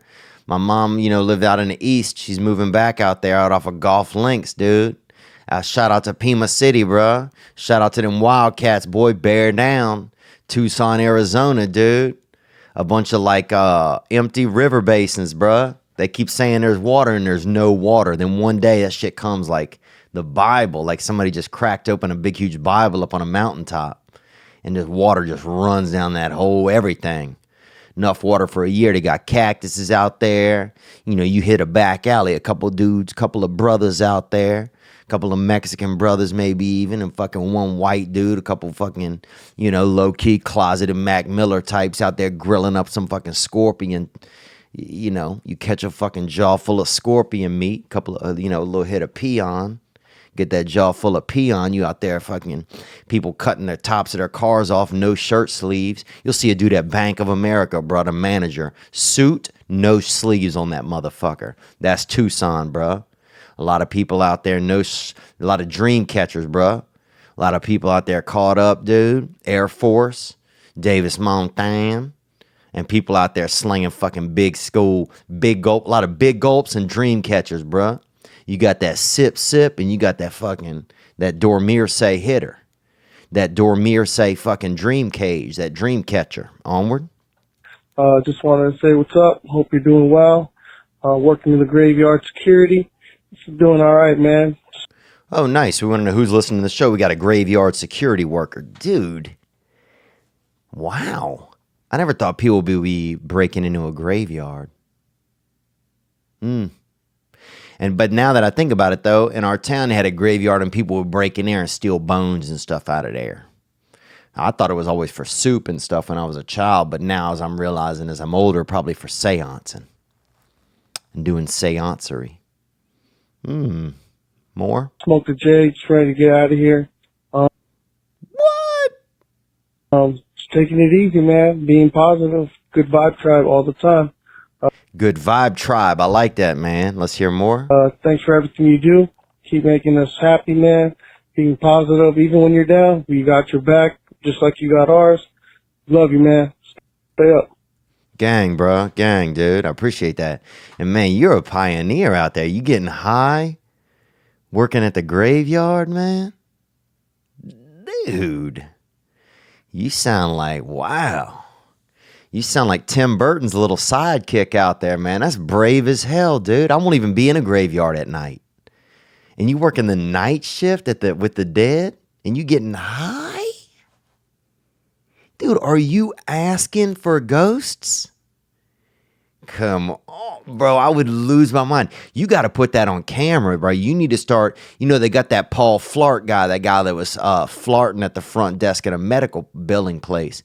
Dude, you got to start hiding the camera and just getting scared, bro. Dude, being in a graveyard. First of all, who's coming to get all of these people are dead. It's sad that that's the world we live in. That there's probably beginner thieves out there who don't want to try and rob a living person yet. So they're going to get out there and try to fucking put the jack on the deceased. Unbelievable. But that's where we live now, man. That's where we live, dude. You know? But amen to you, man. You out there somebody's holding the dead down. Because you know what's crazy is Latino culture, those people, they try and remember their dead. You know, they got that El Dia de los Muertos. And we had Halloween when I was growing up. You know, you didn't really think about the dead, but you'd run around and fucking catch a Snicker from the neighbor, bruh. I'd catch a fucking jar full of Snicker and go home and just, you know, masturbate or something. Or if I couldn't, you know, if I wasn't old enough to masturbate, I'd just put a bunch of fucking sugar in my mouth and pass out. You know, but damn, man, you out there in the mean spirit streets. Ooh, what was that? Dude, when you're high, everything fucking, there's ghosts everywhere. You out there making ghosts, dude? Man, you ready? Come on, bro. You're like the Anthony Bourdain. You out there just fucking, just sniffing around them spirits, bro. You ever try and fuck a ghost out there? I bet you have. I could see that, dude. If I got high enough, bro, I'd be out there. Dude, I'd be out there fucking, you know, catching a little bit of that Exorcist doggy style or something. You got to be out there, dude. You out there. Man. I can't even imagine that, being in a graveyard all night and smoking pot. What the fuck?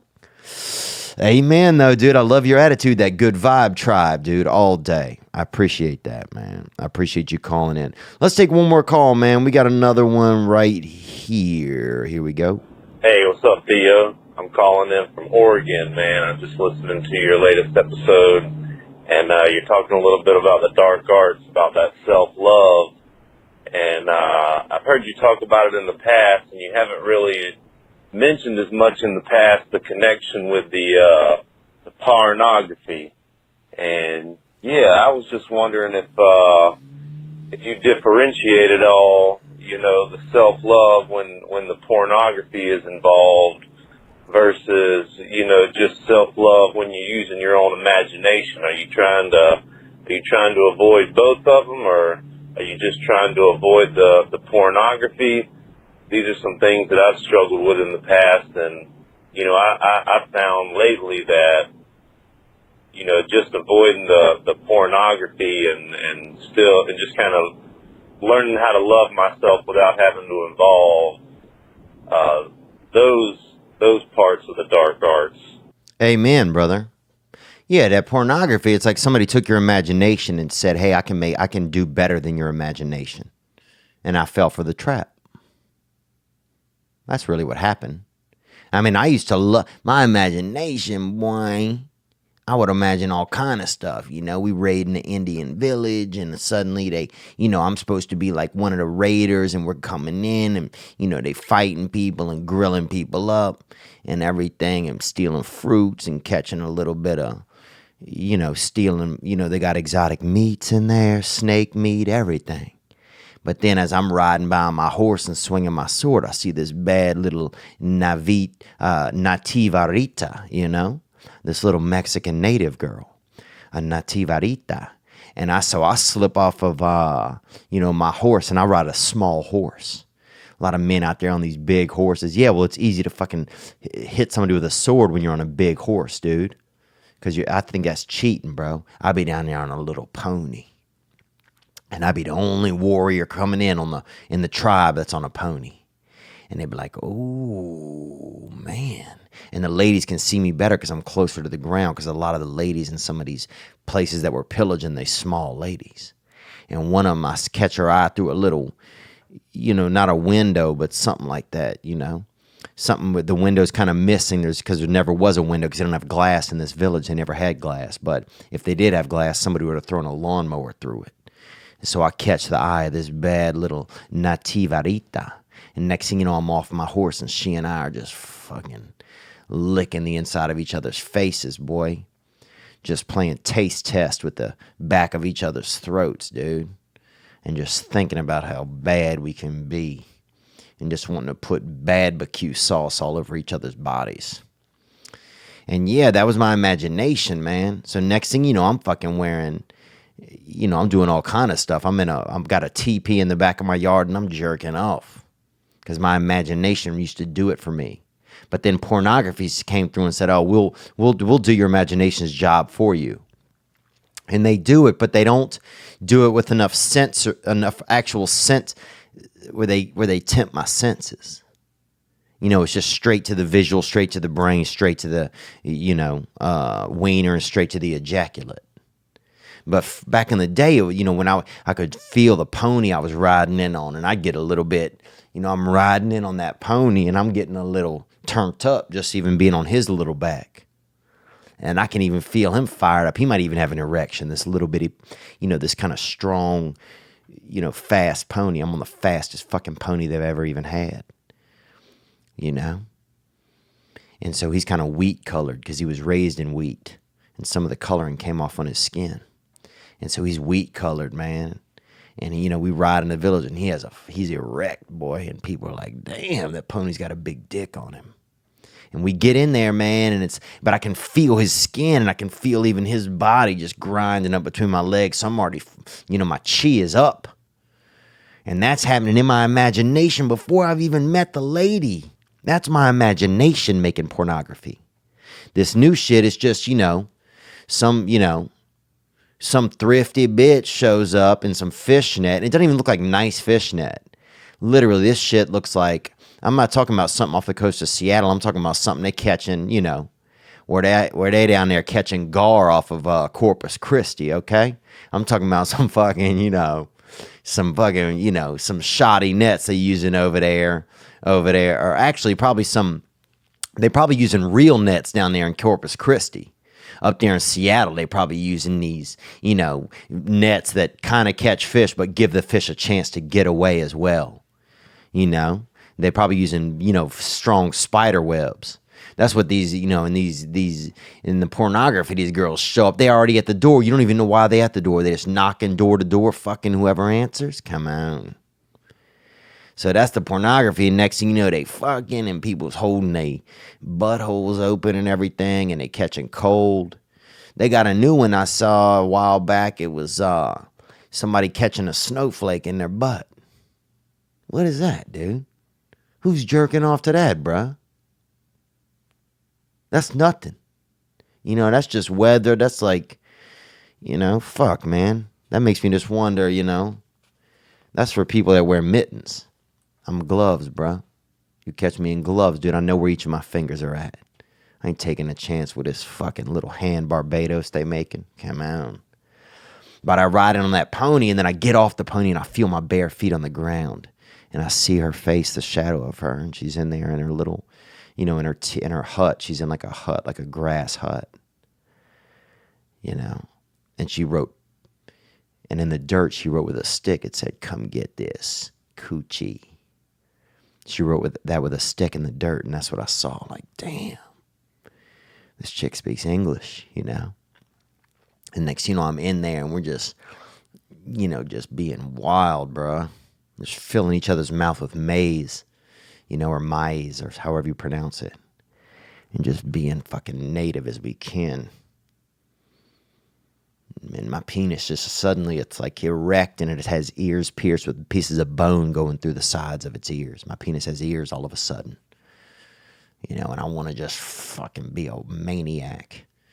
And I just want to just teach her about my totem pole. And she's all willing, bro. She's willing, bro. And she might have on a shirt, but she's never even owned a shirt. It's not even a shirt.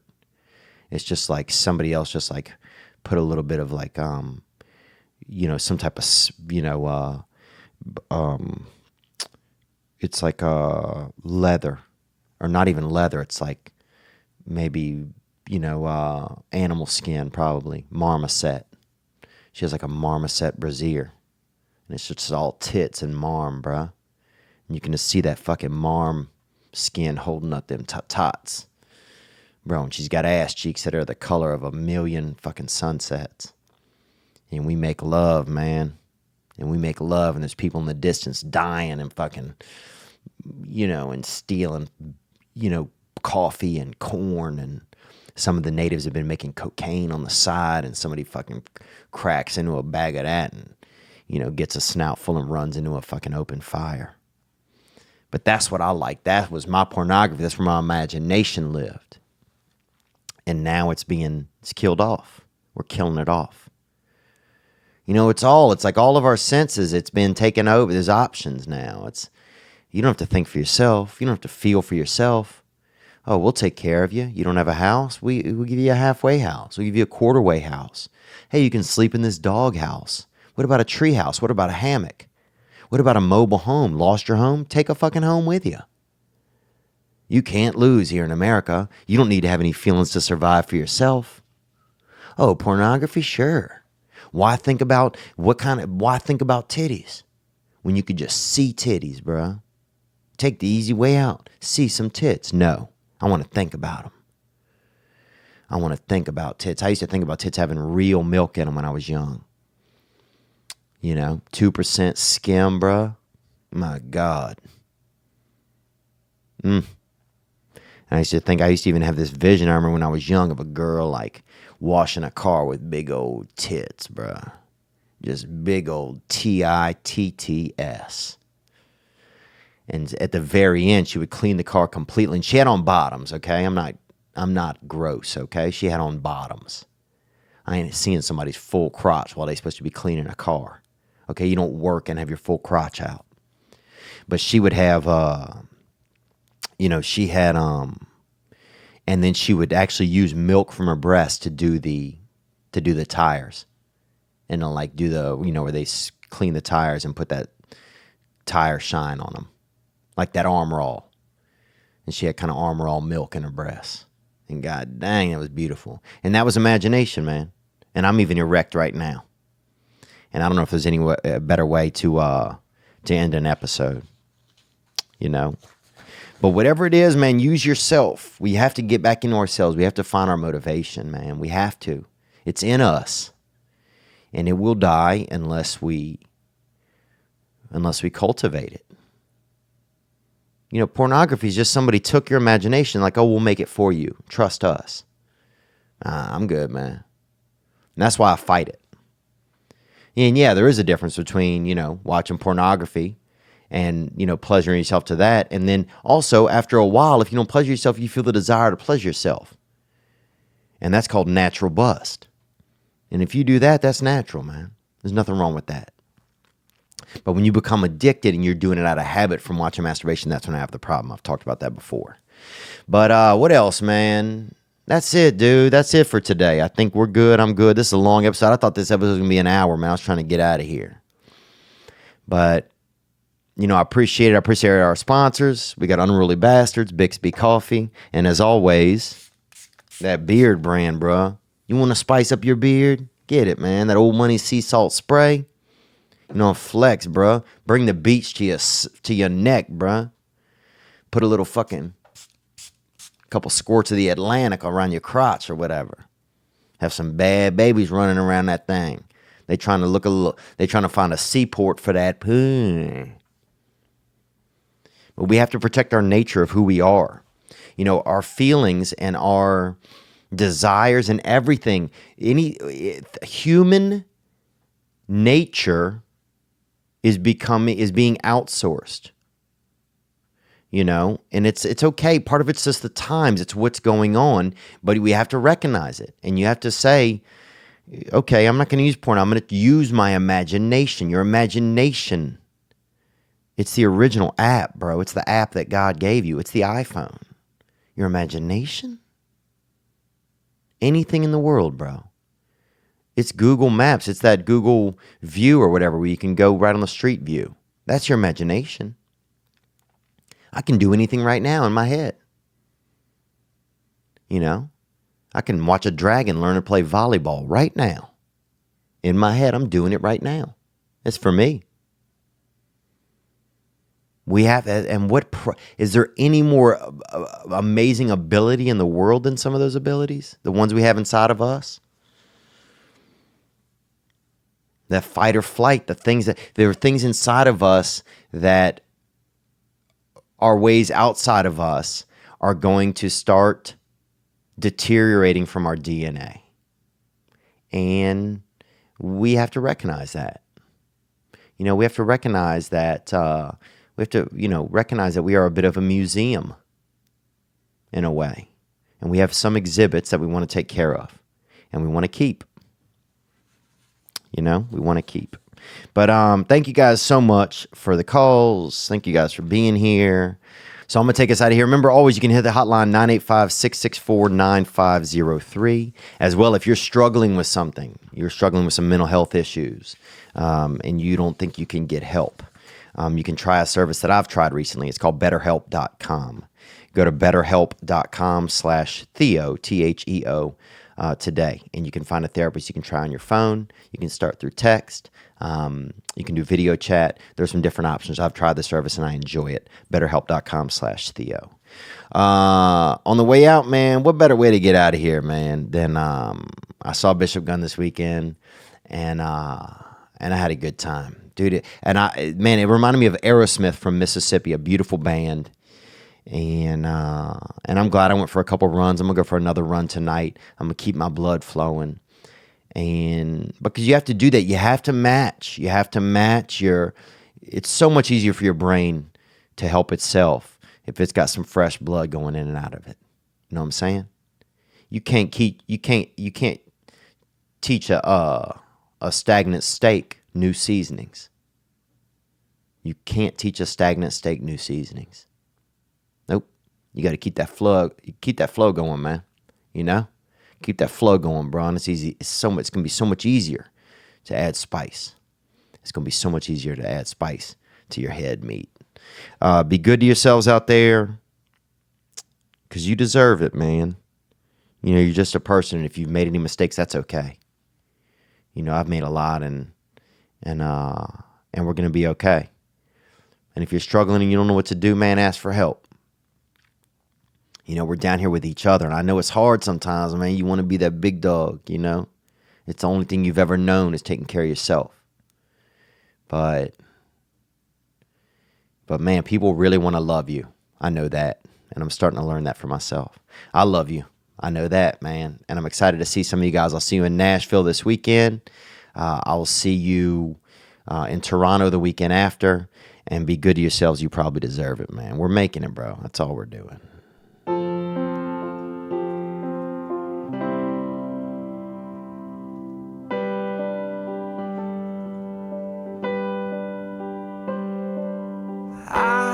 Seen home in about 100 days. I can almost hear mama pray for my restless soul.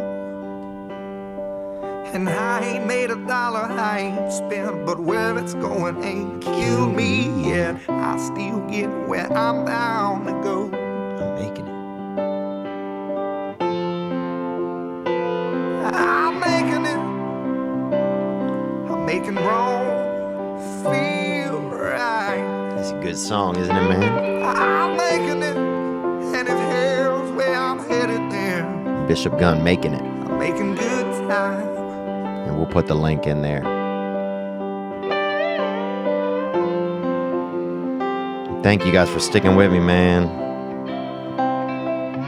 Thank you to Patreon. We're going to do some cool stuff together, I promise. Most all of my plans slip right through my hands and wind up next to me, broken on the ground. If this bottle was an hourglass, I'd say that I'm about an hour past the minute I should have put it down. But I'm making it. I'm making wrong feel right. I'm making it, and if hell's where I'm headed there, I'm making good time.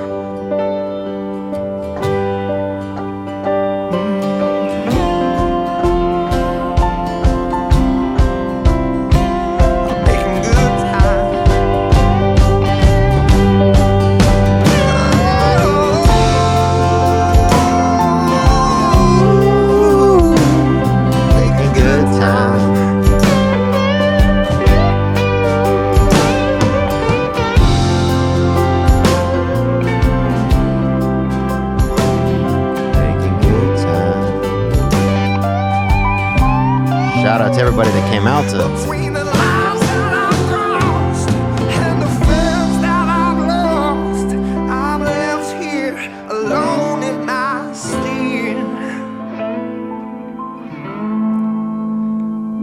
I'm in pretty good shape for the shape that I'm in.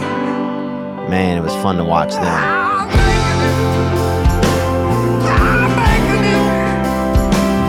making it wrong feel right. I'm making it. I'm making good time. I'm making it. I'm making it. I'm making wrong feel right. Yeah. I'm making it, and it tells where I'm headed there. I'm making good time.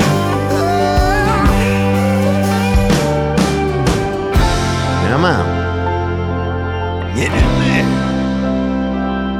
Making good time. I ain't seen home in about 100 days. I can almost hear mama praying for my restless soul.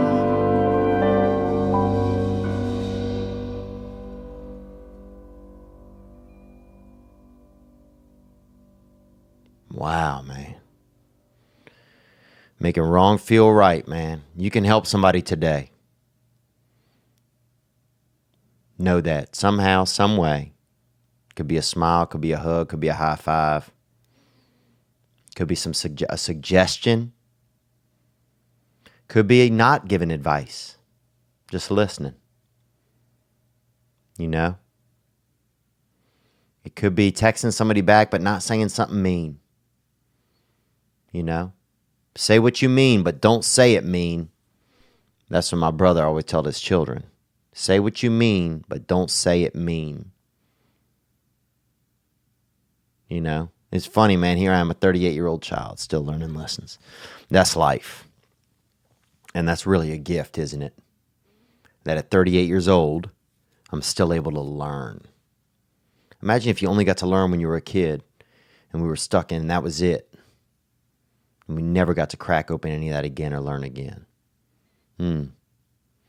Man, pretty blessed. Be good to yourselves. You probably deserve it. That was Bishop Gunn making it. Hit the hotline. You know, hit the hotline. I don't know if some people are still listening now. This is the very end. But if you know, what's it like having children out there? Did you have fear when you were thinking about children? What's that like, you know? Maybe hit the hotline if you have a suggestion or a thought regarding that. What your fear of children was, or if you had an experience where you didn't embrace your child at first. You know, maybe you left the wife and child and you got back with them later, or the husband and child and you got back with them later. Or, you know, if somebody's had an interesting parent experience, emotional parent experience or something like that, yeah, maybe share some of that. You know, some of that's been on my mind and on my heart.